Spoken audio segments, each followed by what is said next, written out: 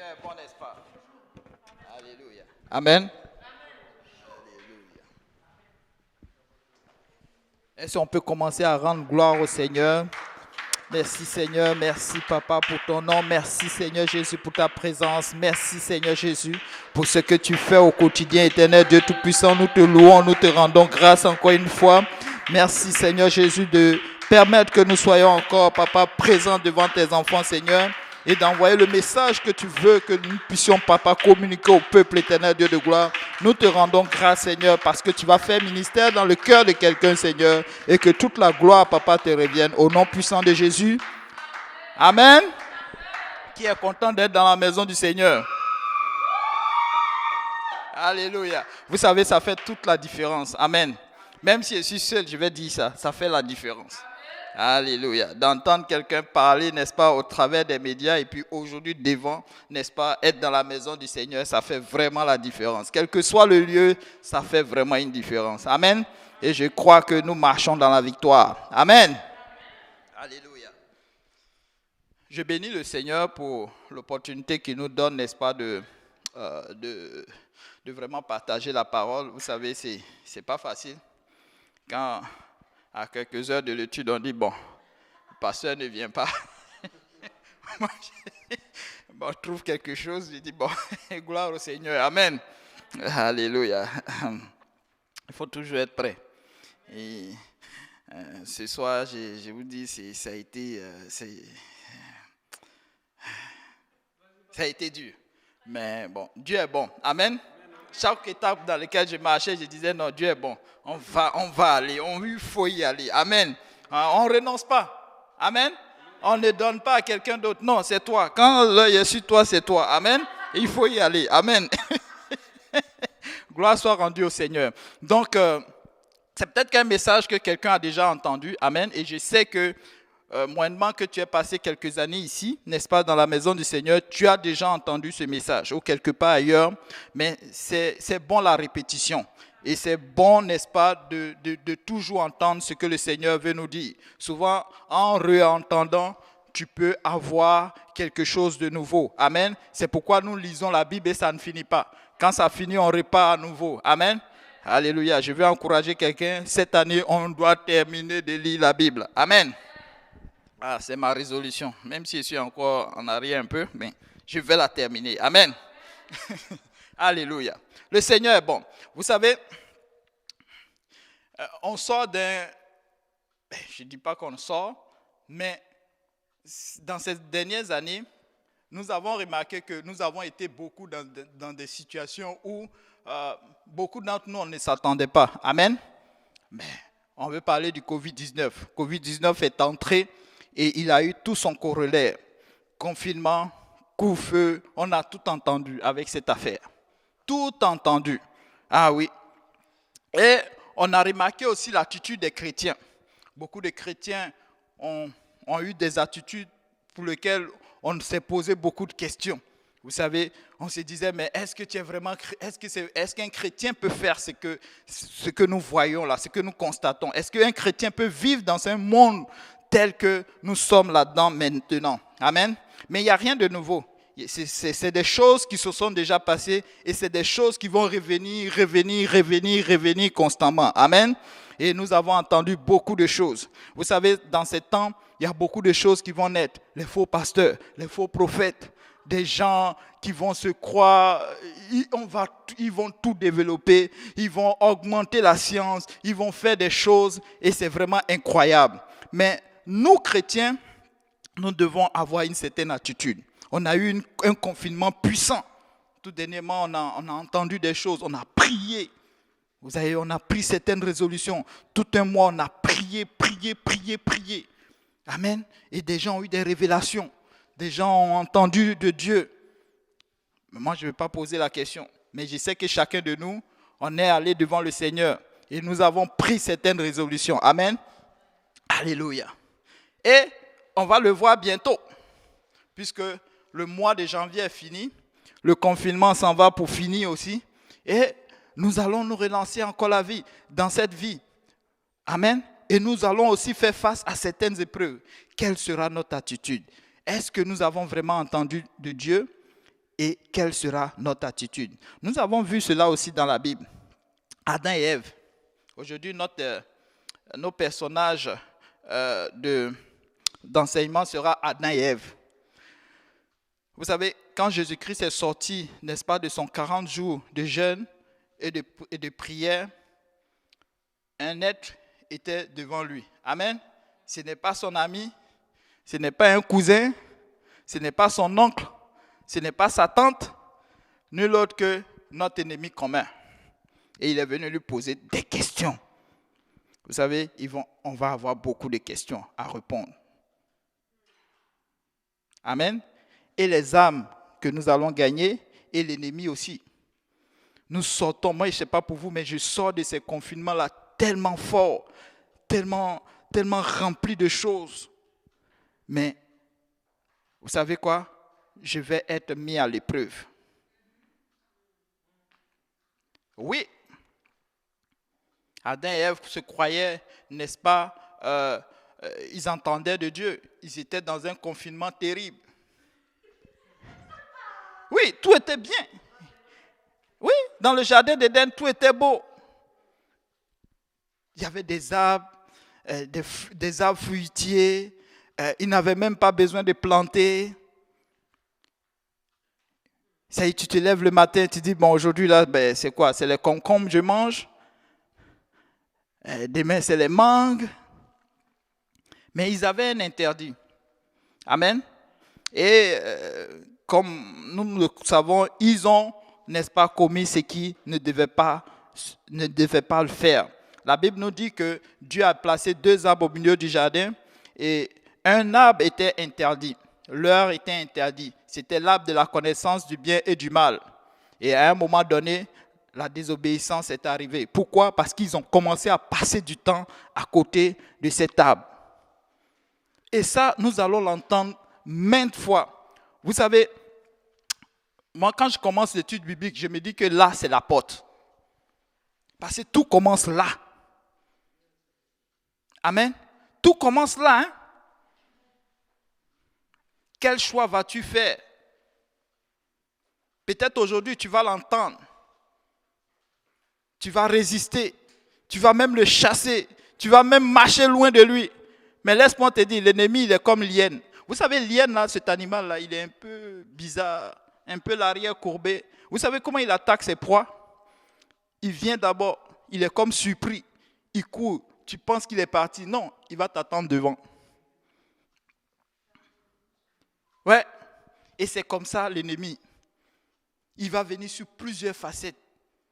Questionner ce que le Seigneur t'a dit. Ah oui. Adam et Ève étaient en train de s'amuser à côté de l'arbre interdit. Oui, à un moment donné, ils étaient là-bas. L'ennemi aussi était présent. Et qu'est-ce qui s'est passé? Finalement, ils ont fini par chuter. Mais quand ils ont chuté,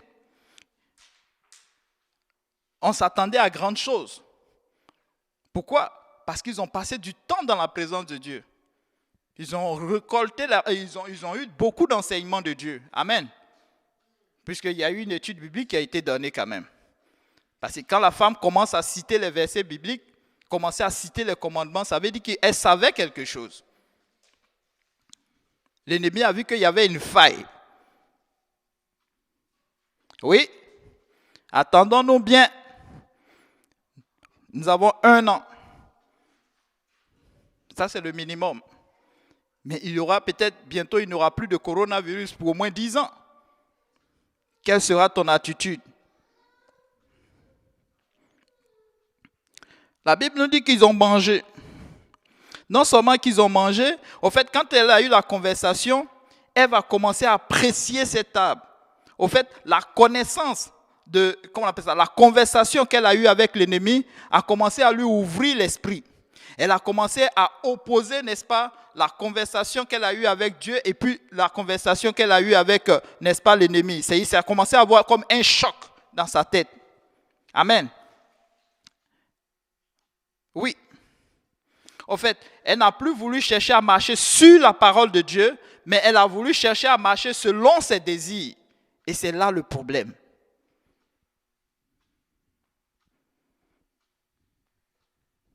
Oui, nous avons beaucoup de besoins. Ah oui, pendant ce temps janvier-là, j'ai entendu beaucoup de requêtes. Vous savez, il y a beaucoup de requêtes que le Seigneur va vraiment satisfaire. C'est-à-dire, des gens seront soulagés. Ils vont vraiment rencontrer leurs besoins. Mais il y a beaucoup aussi qui n'auront pas, n'est-ce pas, cette satisfaction-là. Ils ne vont pas vraiment, le Seigneur ne va pas pour le moment satisfaire ce besoin-là. Amen. Oui, quelle sera ton attitude? Vas-tu céder? Le coronavirus a été comme un petit tampon. Hé, attention, où tu vas? Mais après, il va se passer peut-être un bon temps. Il n'y aura plus de coronavirus. Il n'y aura plus quelque chose, pour un grand choc pour réveiller tous les chrétiens.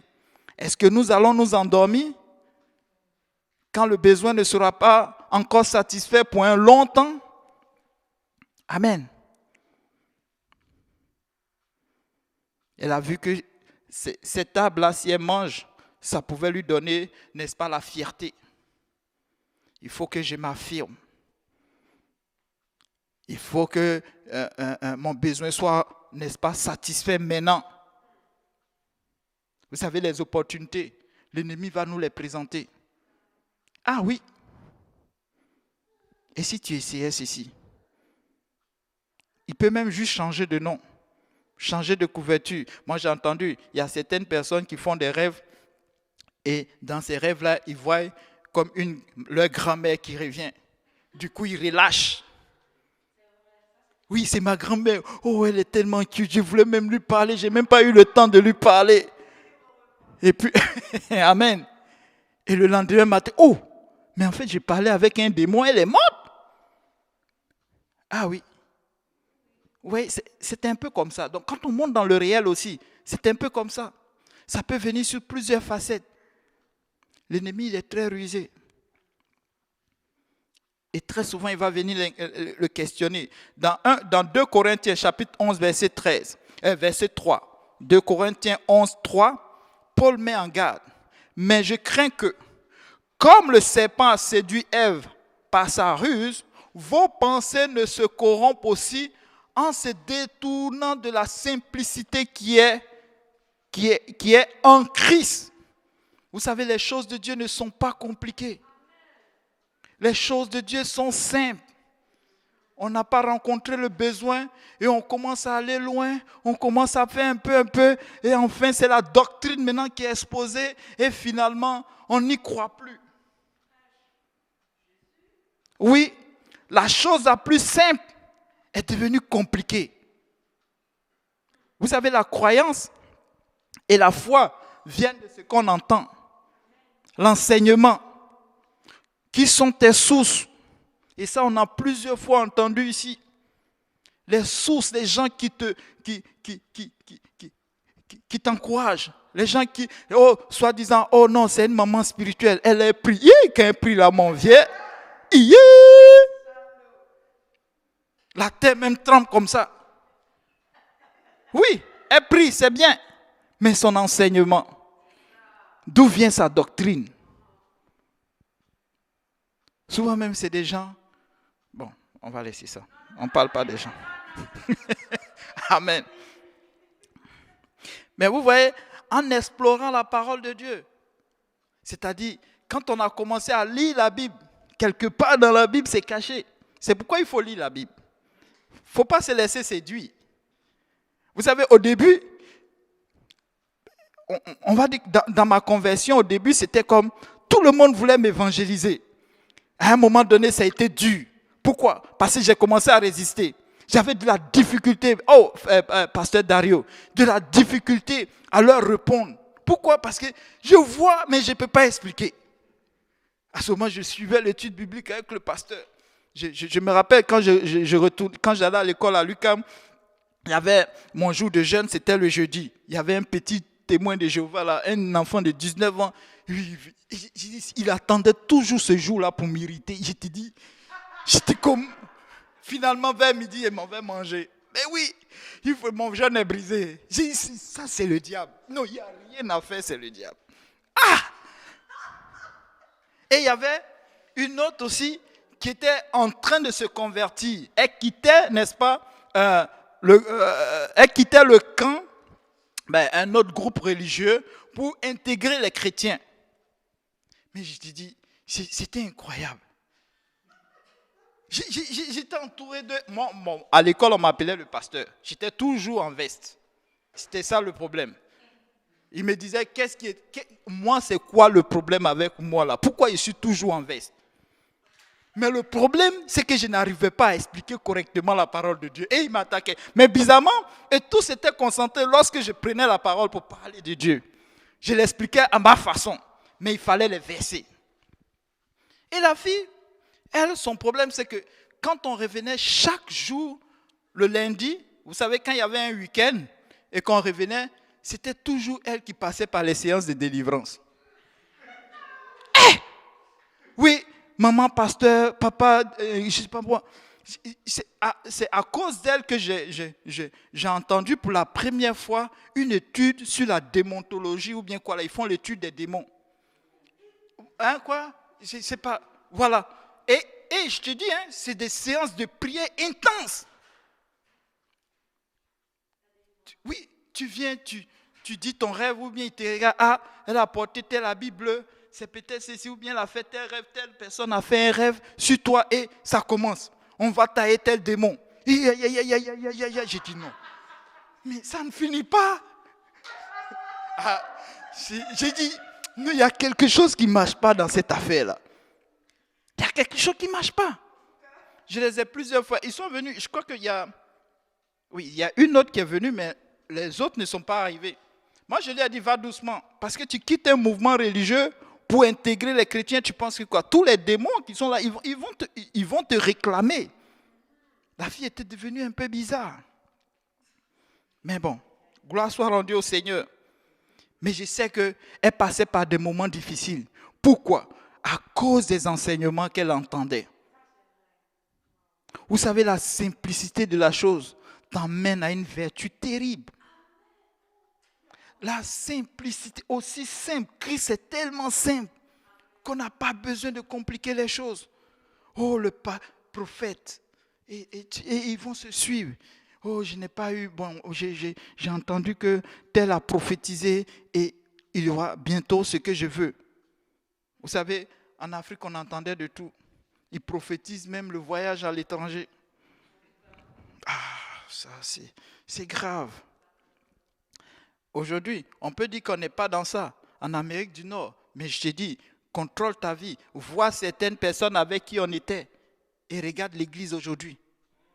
Regarde dans le climat ou bien dans l'environnement dans lequel ils sont aujourd'hui. Tu peux faire un sondage et puis voir qu'ils ont été séduits aussi simple que ça. Des gens, vous priez ici, ils sortent ici. Ah, tel prophète est arrivé de l'Afrique. Ils se retrouvent là-bas avec leurs enfants. Ah, il y a une avec qui je faisais l'étude. Je vais taire son nom. Une fois, elle est venue ici. Ah, frère Simplice, je suis allé dans telle église. Oh, mais il n'y a pas la sanctification là-bas. J'ai dit, mais... Tu vois, souvent, tu veux répondre, mais... Bon, il y a de ces choses, il faut être sage. Un jour, je suis allé devant mon pasteur dit, prends ton temps pour écouter. Ah, ça m'a touché. Ah, il faut écouter, pasteur Dario, il faut les écouter. Ah oui. Tu as envie de lui dire, mais tu as fait quoi là-bas? Mais c'est la vérité. Depuis que j'ai été gagné à Christ ici, mais je n'ai visité aucune église. Quand tu me vois dans une église, c'est qu'on est allé pour gagner une personne et elle est rentrée se réfugier dans l'église. On attend que l'église, sa prédication finisse et que lui, on continue encore à l'enseigner. Mais pourquoi aller? Pour gagner quoi? Les apôtres ont répondu. Vous savez, un jour, les apôtres étaient avec le Seigneur. Vous savez, au début du ministère du Seigneur Jésus-Christ, ils étaient nombreux, les disciples. Oui, la Bible nous dit qu'ils étaient nombreux. Et à chaque étape, le Seigneur faisait comme un jugement. Je ne sais pas si c'est comme un jugement, mais c'est comme le Seigneur vient interroger, n'est-ce pas, réellement ta foi, ta motivation, ce qui fait que tu le suis. Au début, le Seigneur disait, c'est parce qu'ils ont faim. À un moment donné, ils ont décidé d'être des disciples. Et un jour, le Seigneur a dit que ma chair est une nourriture. Aïe, aïe, aïe, aïe, aïe, aïe, aïe. Quoi? Beaucoup étaient comme, quoi? Bon, attends, explique bien. Il dit, oui, oui, ma chair, c'est une nourriture. Celui qui ne mange ma chair et ne boit mon sang. Finalement, on s'est retrouvé avec 12 disciples. Et je vous dis, ce temps de confinement-là, beaucoup de choses vont se faire. Prions beaucoup. Aujourd'hui, on prie, n'est-ce pas, pour les rétrogrades aussi. Aujourd'hui, notre prière, c'est vraiment que le Seigneur touche le cœur des gens, que leurs oreilles s'ouvrent, que leurs yeux voient réellement ce de quoi ils parlent. Amen. Vous savez, dans le livre de Romains, on parle de Romains chapitre 5, verset 12. On dit quoi? Par un seul homme, le péché est entré dans le monde. Un seul homme. Ta conversion aujourd'hui, vous savez, quand on vient au Seigneur, on a toute une armée derrière nous. On a tout un groupe de personnes pour lequel nous allons payer, nous devons payer le prix. Nous devenons comme un pont pour ces personnes-là. Adam et Ève étaient comme un pont pour nous autres. Amen. Le Seigneur les a fait venir, c'est pour que demain matin, leur conversion fasse que, n'est-ce pas, nous aussi nous parvenons, n'est-ce pas, au Seigneur. Le fait qu'ils marchent sur la parole de Dieu, le fait qu'ils se tiennent pour Dieu, allait nous donner l'espoir de toucher directement le Seigneur. Mais qu'est-ce qui s'est passé? Ils ont failli. On ne va pas les blâmer. Mais nous aussi aujourd'hui, combien de fois nous prenons certaines décisions? Souvent, j'aime citer cet exemple. Enoch, 300 ans avec le Seigneur, il a été pris. Amen. Il n'a même pas connu la mort. Élie, il n'a pas atteint les 300 ans. Mais la Bible nous dit qu'il a été pris. Mais nous, chrétiens aujourd'hui, il suffit de 2 ou 3, n'est-ce pas, 2 ou 3 années ou quelques mois dans le Seigneur, dès qu'il n'entend pas répondre ce qu'il veut, même quand il entend, même lorsque le Seigneur exauce, c'est là qu'il commence à voir que, oh, il y a telle opportunité dans telle situation. Et bizarrement, il prend la décision la plus difficile et plus tard, tu vois que réellement, en fait, la décision n'a été que pour lui-même.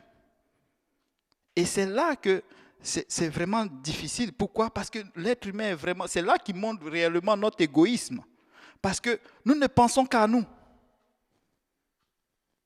Souvent, se tenir, prendre, vraiment payer le prix, c'est souvent investir aussi pour que les autres aussi puissent avoir de l'espoir d'atteindre le Seigneur. Un seul homme. Nous sommes gonflés à bloc, nous sortons. Mais aujourd'hui, laisse-moi te dire qu'en arrière de toi, il y a plein de personnes qui veulent venir au Seigneur. C'est pourquoi tu dois te tenir. Et ce péché-là a conduit à quoi? À la mort. Vous savez, quand ils ont fait cela, ils ne pensaient pas que c'était que la mort. Pour eux, la mort, c'est peut-être un objet que le Seigneur allait passer dessus comme ça. C'est peut-être qu'ils pensaient que le Seigneur rigolait. Mais quand les choses ont commencé à devenir autre chose, c'est là qu'ils ont commencé à voir réellement que, vraiment, on n'aurait pas dû le faire. Je suis sûr que sincèrement, dans leur cœur, ils se sont dit, mais on aurait dû ne pas le faire. J'aurais dû ne pas écouter. J'aurais dû ne même pas commencer. Vous savez, le péché, c'est comme une boîte de Pandore. Dès que tu ouvres, ou bien c'est comme la porte qui est là et quelqu'un a mal rangé et il te dit interdit d'ouvrir la porte. Dès que tu ouvres, ouf, toutes les autres choses tombent sur toi. Et après, tu accuses la personne. Mais tu es mauvais. Pourquoi as-tu fait ça? Mais toi aussi, tu n'as pas lu interdit. Tu n'aurais pas dû ouvrir la porte. Et le péché, c'est comme ça. Tu ne dois pas commencer. Parce que tu ne sais pas où ça peut t'emmener. Et la mort s'est étendue à tous les hommes. Dans Romains 12. La mort, la Bible nous dit que la mort a régné de Adam jusqu'à Moïse. Oui. Jusqu'à Moïse.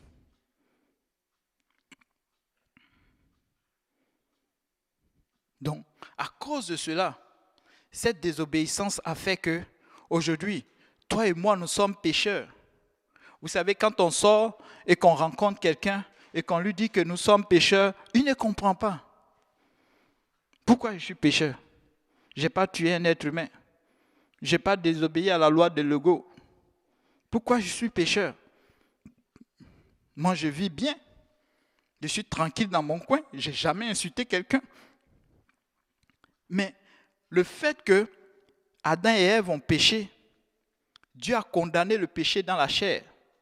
De fait que, ce qui fait que quand nous naissons déjà naturellement pécheurs, c'est-à-dire prêts à pécher.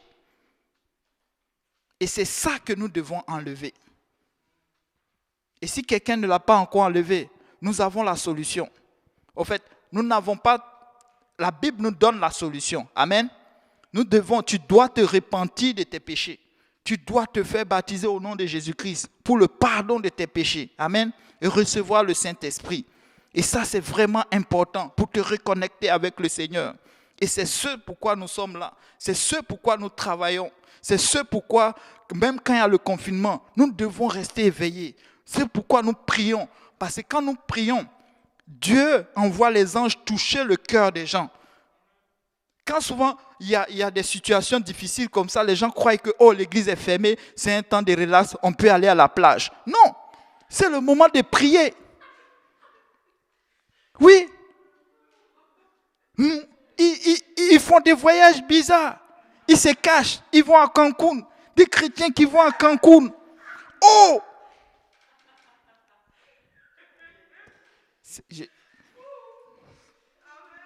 Bon. Ah, je suis chrétien. Bon.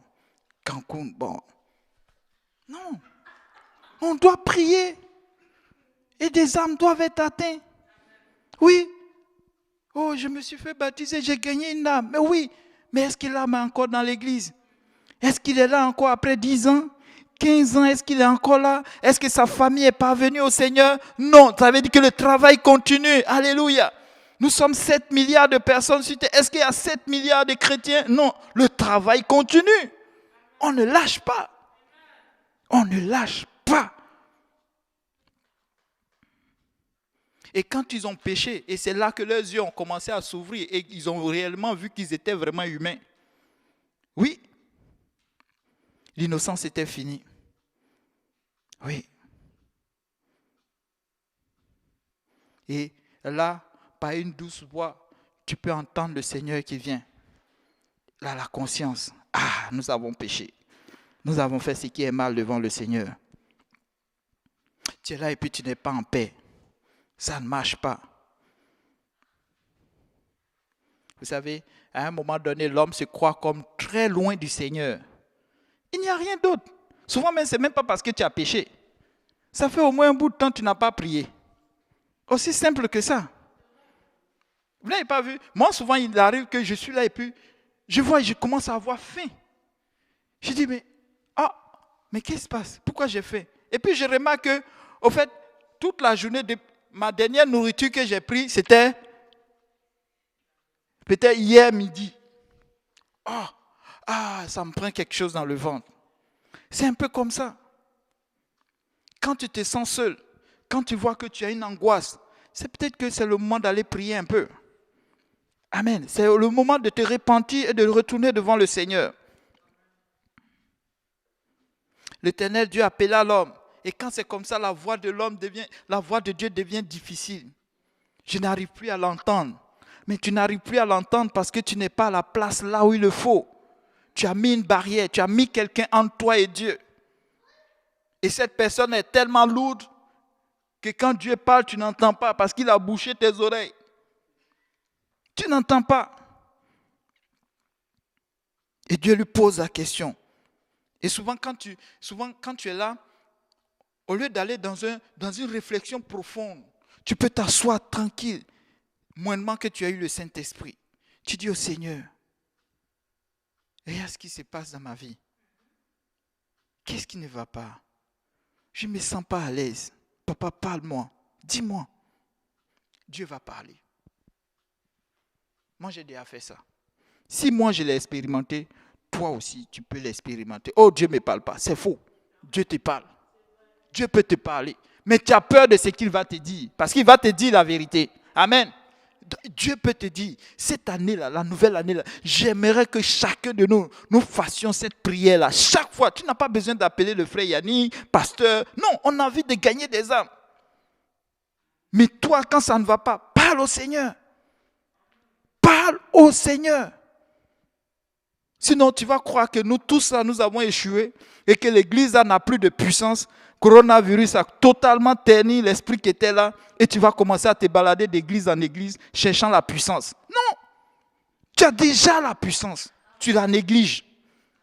Moindrement que tu as eu le Saint-Esprit. Et si tu ne l'as pas, mais viens, on va prier pour toi, tu vas recevoir le Saint-Esprit. Et Adam dit, ouais, que j'ai entendu ta voix et j'ai eu peur et je me suis caché. Oh, au début, il ne se cachait pas, mais maintenant, il se cache.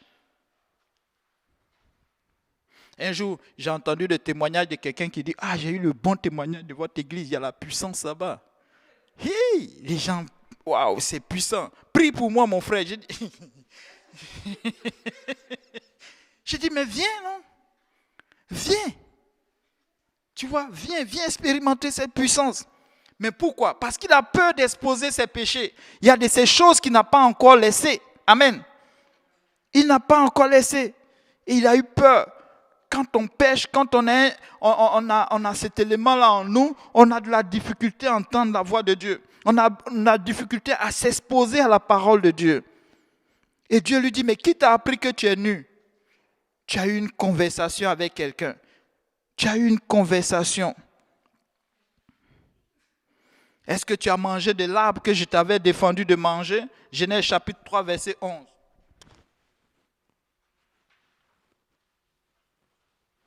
Et c'est là maintenant le problème.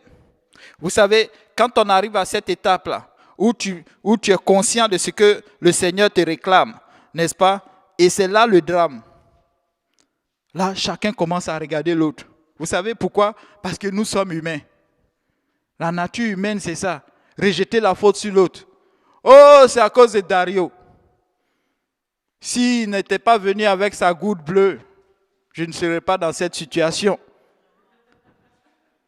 S'il n'avait pas, si seulement il avait peut-être, il était passé me chercher, je n'allais pas murmurer. Il fallait qu'il passe me chercher.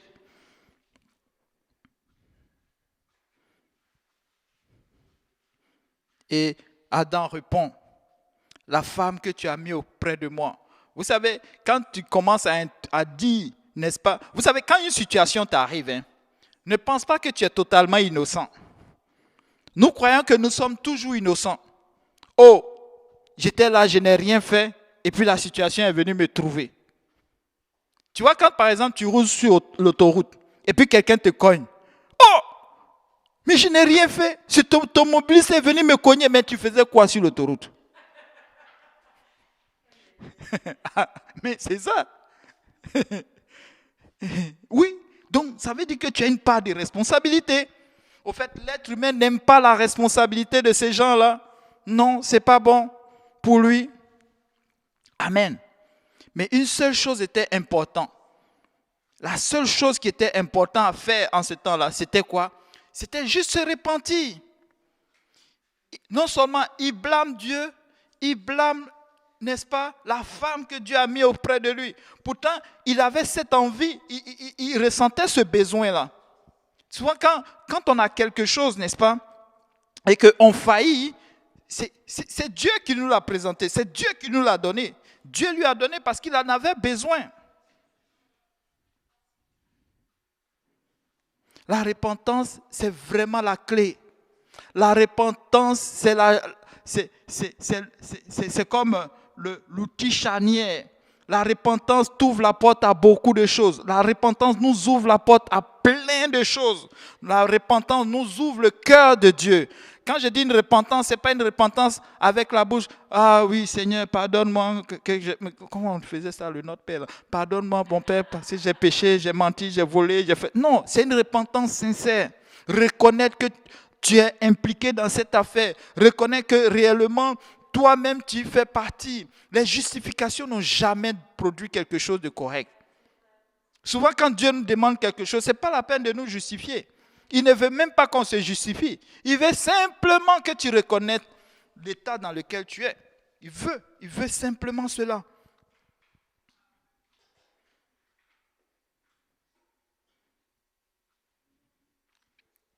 Et il blâme la femme, et Dieu se tourne vers la femme, et la femme aussi blâme le serpent, et ainsi de suite, et ils arrivent au jugement. Waouh! Et quand Dieu commence à juger, c'est terrible. Il maudit la malédiction. Vous voyez, ça ne s'arrête pas. Cette malédiction. Amen. Il maudit le diable, il maudit la femme, eh bien, une malédiction, une grossesse, n'est-ce pas, quelque chose qui était bien, finalement ça devient comme un sujet terrible. Vous voyez, les femmes, bon, elles sont là, celles qui ont accouché, elles peuvent en dire, bon, c'est alléluia, amen.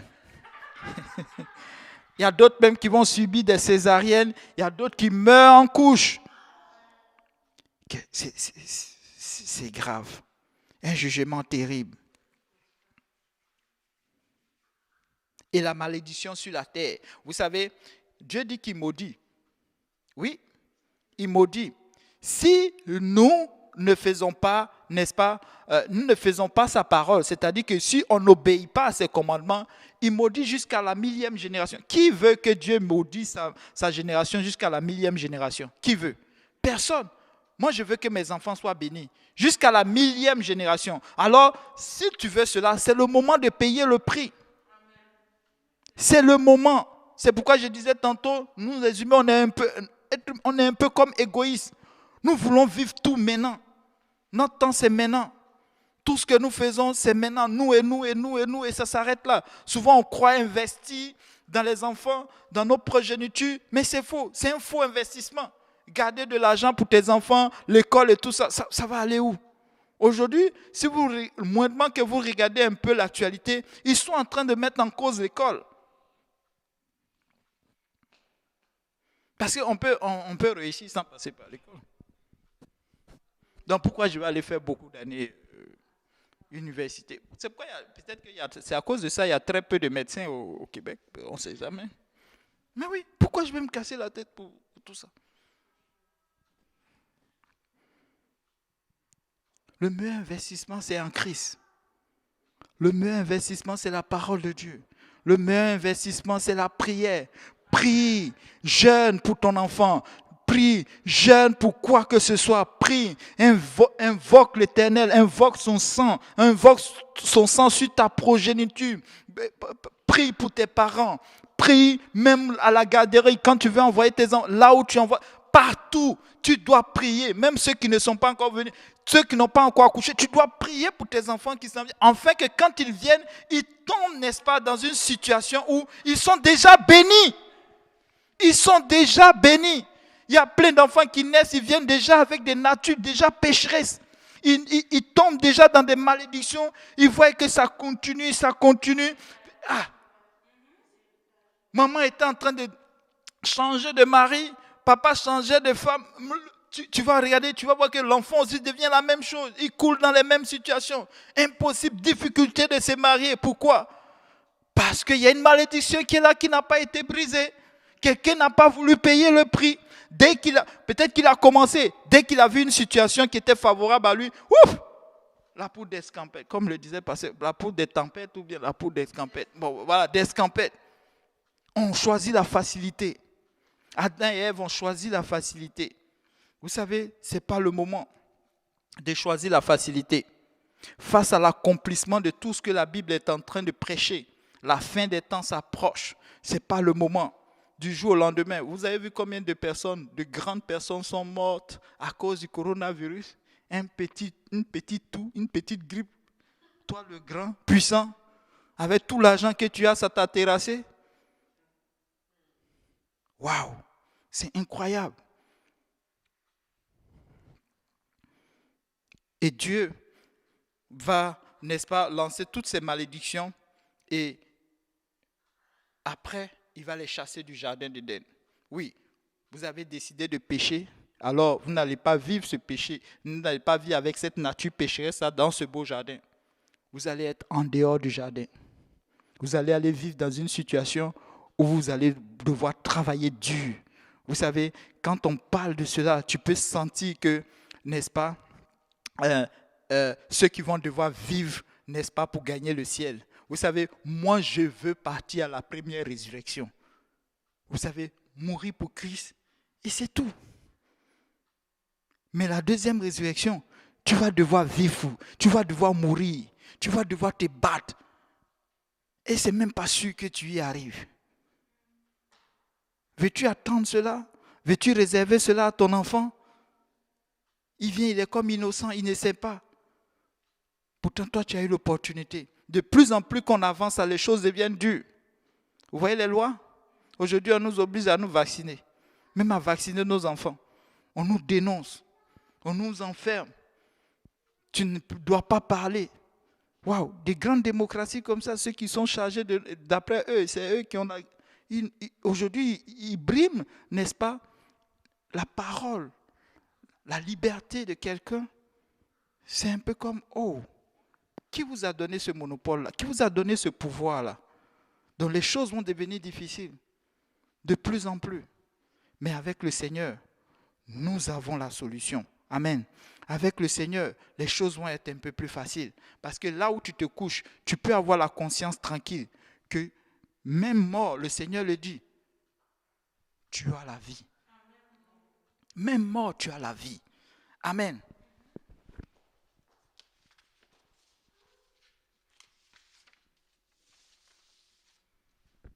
Dieu a fait une promesse à Adam et puis à Ève. N'est-ce pas, que leur enfant allait apporter la solution. Alléluia. Quand Jésus-Christ arrive, il apporte la solution. Eux, ils ont cru que ça allait être à l'instant.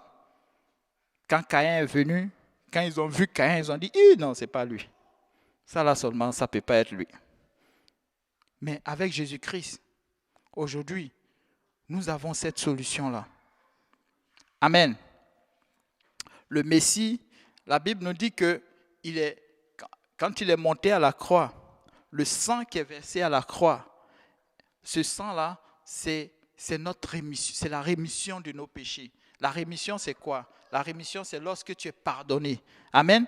Lorsque tu es pardonné, vous savez, aujourd'hui, un petit truc qui m'est arrivé, pas que quand le frère Yannick m'a appelé et me dit que bon, finalement c'est moi qui vais enseigner, j'ai dit bon, ok, est-ce que j'ai quelque chose sous la main? J'ai commencé à tourner, je prends ma tablette, j'ouvre la tablette, les notes que j'avais prises, tout a disparu. C'était bien écrit, c'est pourquoi vous ne me voyez pas avec tablette, c'est pourquoi vous me voyez avec les feuilles. C'était incroyable. Mais vous savez quoi? Je me suis dit, bon, le Seigneur veut tout effacer pour recommencer quelque chose de nouveau. Est-ce que quelqu'un veut que le Seigneur efface tout aujourd'hui et que quelque chose soit de nouveau pour cette nouvelle année? Alléluia. Nous voulons tout recommencer avec le Seigneur. Nous voulons que notre adoi, tout ce que nous avons fait depuis l'année dernière, même si c'était bon, nous déposons tout couronne devant le Seigneur. Nous voulons que tout soit nouveau. Nous voulons que notre corps, que nos chants, que nos pensées, que notre être, notre façon de marcher, notre façon de cracher, notre façon de nous asseoir, tout soit nouveau, que tout recommence à nouveau. Amen. Et j'ai été fortifié par cela. J'ai dit, bon, je laisse tomber la tablette. Seigneur, donne quelque chose, je vais avec. Amen. Quelque chose de nouveau dans nos vies. Quelque chose de nouveau. Amen. Seigneur, fais quelque chose de nouveau dans ma vie. Fais quelque chose de nouveau. Je te donne tout le reste, je dépose tout à tes pieds. En humilité, je dépose tout. Fais quelque chose de nouveau. C'est pourquoi, mon frère, ma soeur, je vais t'inviter à faire très attention. Le monde va nous solliciter. La Bible dit que nous sommes la lumière. Nous sommes le sel de cette terre. Nous allons être mis à l'épreuve. Pourquoi? Parce que nous devons éclairer. Vous savez, les lampadaires, là, ils subissent le froid, mais ils doivent éclairer. Amen. Nous allons être mis à l'épreuve, mais il faut être prêt à éclairer. Il ne faut pas être prêt à éclairer à 40%, à 50%, à 100%, 250%. Il faut être prêt. Soyons prêts. Soyons prêts à donner. Amen. Que Dieu nous bénisse.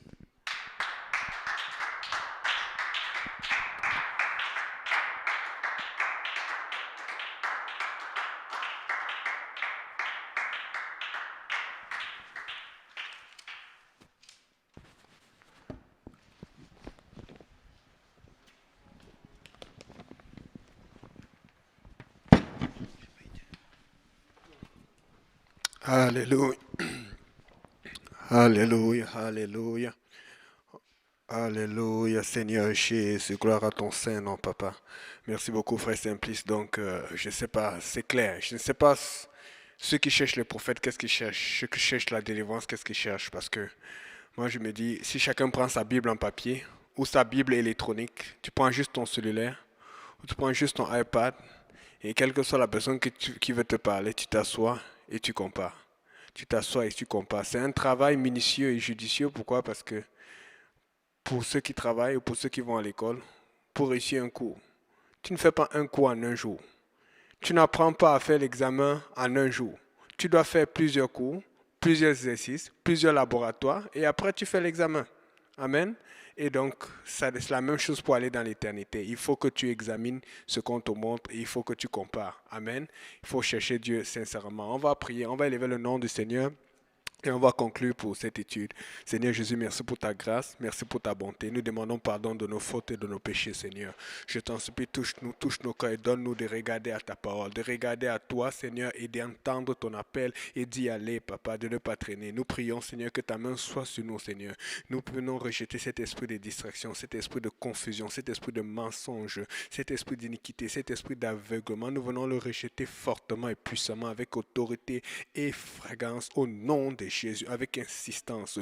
Nous prions pour que tu ouvres nos yeux, nos cœurs à la parole saine et pure, bien prêchée, réelle et qui va nourrir et bénir nos âmes. Nous venons crier non, pas pour distraction, non à l'iniquité, non à la vanité. Nous devons dire oui à Jésus, oui à ton nom écrit dans nos cœurs, oui à ta parole écrite dans nos cœurs, avec force et puissance au nom de Jésus. Que tout le monde dise au nom de Jésus.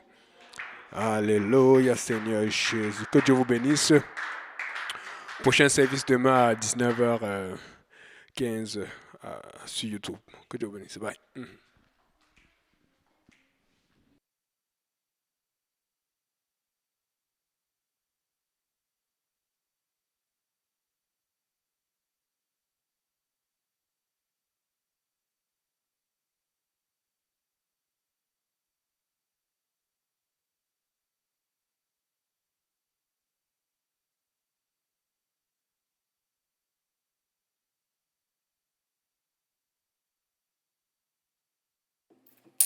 Donc, mesdames et messieurs, prochain service demain à partir de 19h15 à l'église Hochelaga. C'était le frère Yannick.